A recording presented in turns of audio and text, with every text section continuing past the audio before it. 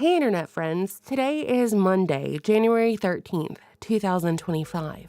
At present, firefighters are scrambling to contain 3 active wildfires as the looming threat of the Santa Ana winds are set to tear through Los Angeles this week. So far, these California fires have burned through 40,000 acres, forcing 150,000 residents to leave their homes, claiming 24 lives so far. And everyone's pretty much asking the same thing. Are these fires and their inability to be contained, is it due to incompetence, systemic failure, criminal mismanagement, calculated or deliberate negligence that brought about these devastating fires? Or perhaps a deadly Mazel Tov cocktail of all the aforementioned? And most importantly, how do we stop these once-in-a-century events, which now happen several times a year in the age of acceleration? How do we stop this wrath and ruin from ravaging our own cities, our own towns, our own homes, and affecting our own families? Here's what the media won't tell you about the LA fires.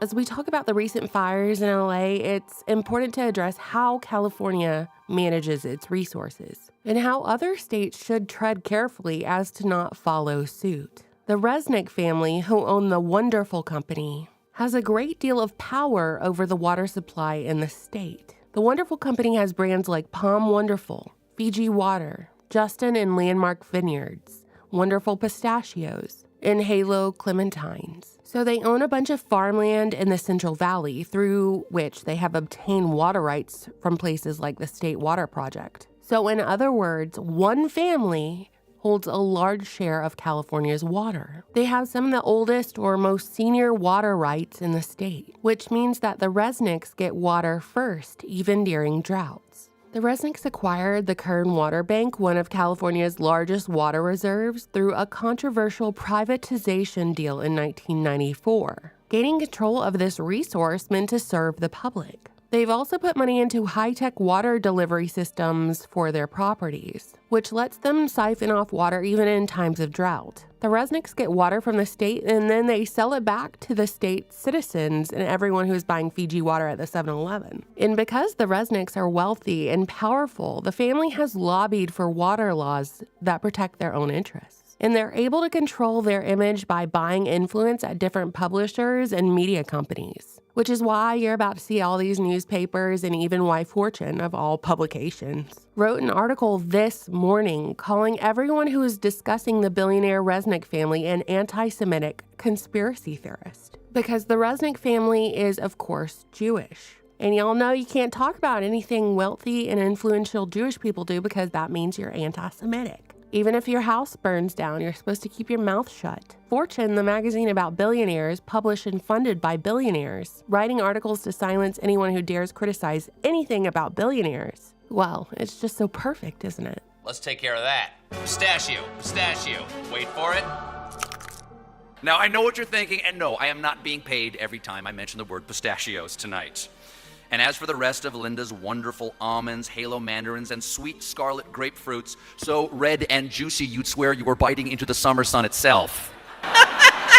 When we bought Fiji Water, people weren't worried about traveling over the ocean and, wasting fuel and blah, blah, blah.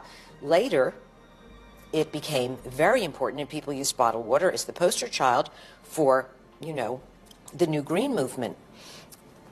Whatever, whether you agree with that or you don't agree with that. But the fact that this water isn't available anywhere else on the planet was a good thing to fall back on, because you can't find water this old that has been safe from the pollutants in the air and the ground like Fiji water. But people were talking about the Resnick family and their dirty deeds long before this fire. For example, in an article from Mother Jones published in August of 2016, it discusses how Linda and Stuart Resnick have leveraged their agricultural empire in California during one of the state's worst droughts, touching on the public relations efforts by the Resnicks to portray themselves as stewards of the land amidst controversies over water usage and the sustainability of their agricultural practices. Now today, or this week more specifically, I imagine that the Resnick's public relations team is really earning their paycheck. Tell me, why does one couple get to own and control California's water? Do their practices embrace the intent and spirit of the Constitution? In an article from the Gray Zone published in 2018 and titled The Pistachio Wars, how the Resnick snack food fortune is fueling the assault on Iran. Well, in this article, it talks about how the billionaires have used their wealth and influence to bolster their pistachio business, while contributing to U.S. hostility towards Iran. The Resnicks have capitalized on the sanctions against Iran, because Iran is historically the world's leading pistachio exporter. With Iran's market access restricted by U.S. sanctions, the Resnicks have filled the gap, becoming major players in the American pistachio industry. So if you, an American, have to send your son or your daughter off to fight in wars in the Middle East, you can thank the Resnicks for that, as they have lobbied for this tension, caring only for their own profit. It's not like they're sending their sons and their daughters to go fight in these wars. That's something only the wages send their children to go do. You understand? That's how they view you. So they take this water from California that belongs to California citizens, and they withhold and sell it back to citizens for a profit. Then they take that profit and fund Israel and Israeli aggression in the Middle East, giving money to the Israeli military, the IDF, under the umbrella of their nonprofit organizations and foundations. And then they use their mouthpieces through the media to call themselves philanthropists and good people. To me, behaving this way, so selfishly, paying various publications to portray you as a steward of the land, while stoking flames both in California and the Middle East, is treasonous, and it's un-American. It's un-American, and it should not be allowed or tolerated. What do you think, internet friends? We're going up. There's no water. There's no f***ing water. There's no f***ing water. We're going to talk about how easy it is for the controllers to enact policies like DEI and hire Bozo the Clown in droves, knowing they'll do a terrible job, being totally incompetent to bring about certain desired outcomes. And we need to discuss how, while this might seem like incompetence when you watch these clips I'm about to show you, that there is someone who is not being shown in these clips, who was purposeful about these hires and enacting these policies. After all, you and I both know that the thing this country needs more of is more lesbian firefighters. Super inspired. She took time out of her already busy schedule to tell us about her vision for the department's future, one that includes a 3-year strategic plan to increase diversity. People ask me, well, what number are you looking for? So I'm not looking for a number. It's never enough. Out of 3,300 city firefighters, only 115 are women right now. She's already looking at ways to change that. So I want to reach down and bring you up.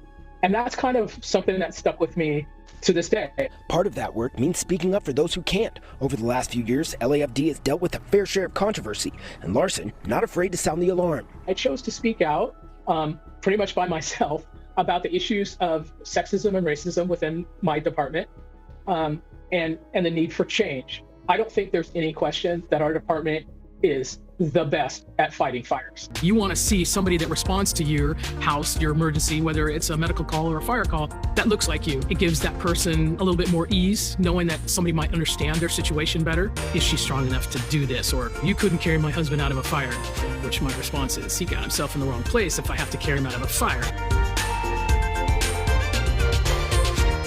How many apparatus do you currently have out of commission? Right, so I can give you those numbers right here. Perfect. We have out-of-service apparatus. We have 40 engines. We have 36 rescue ambulances and 10 of our trucks that are out of service. And you look at, well, how many actually do we have?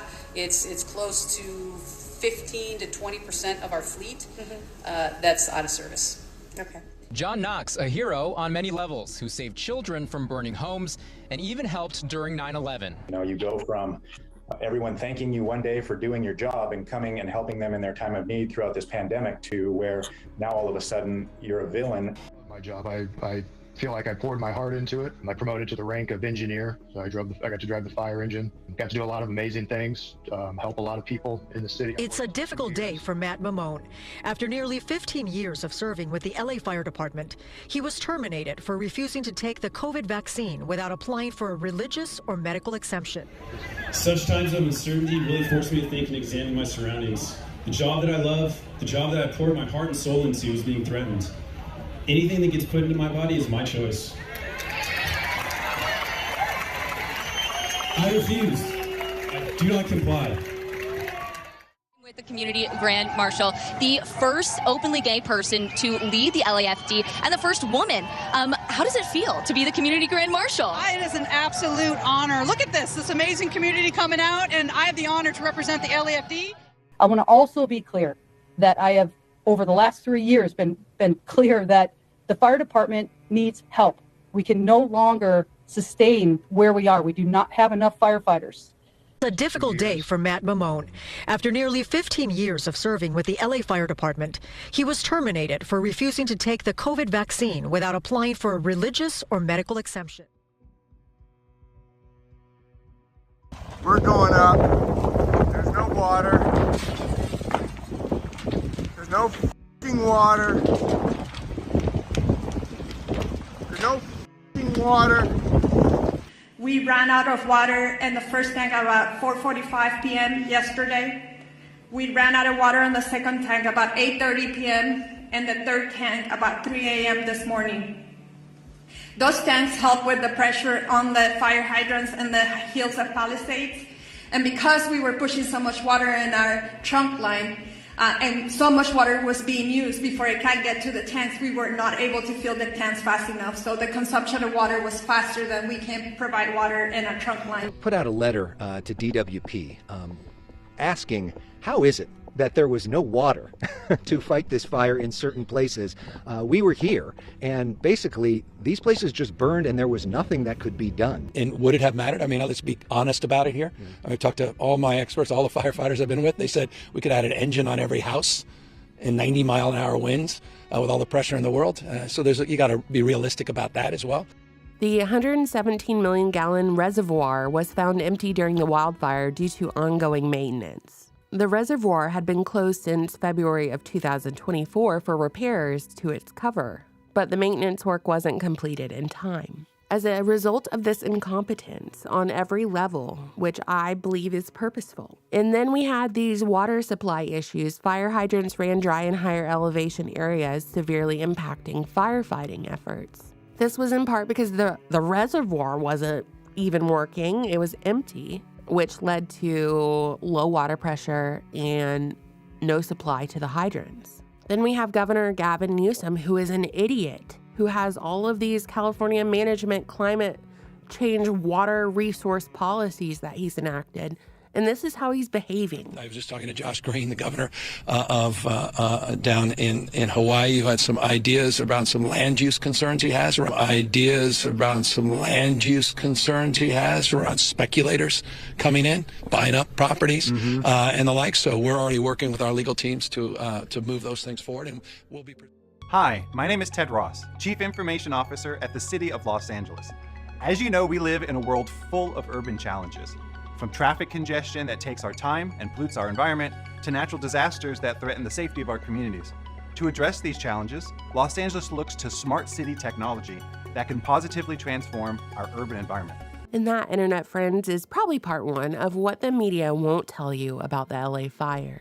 What do you think, Internet friends? You know I always look forward to your comments. Please subscribe so you get notified for my videos, which everybody's always commenting. They don't get notified. I don't show up in their subscription feed. Anyway, I pray for all of you. I pray for everyone affected by the fire. I'm still thinking about Lahaina. I'm thinking about Western North Carolina, Eastern Tennessee, parts of Virginia that were affected by Hurricane Helene, and how these once-in-a-lifetime sort of events keep happening.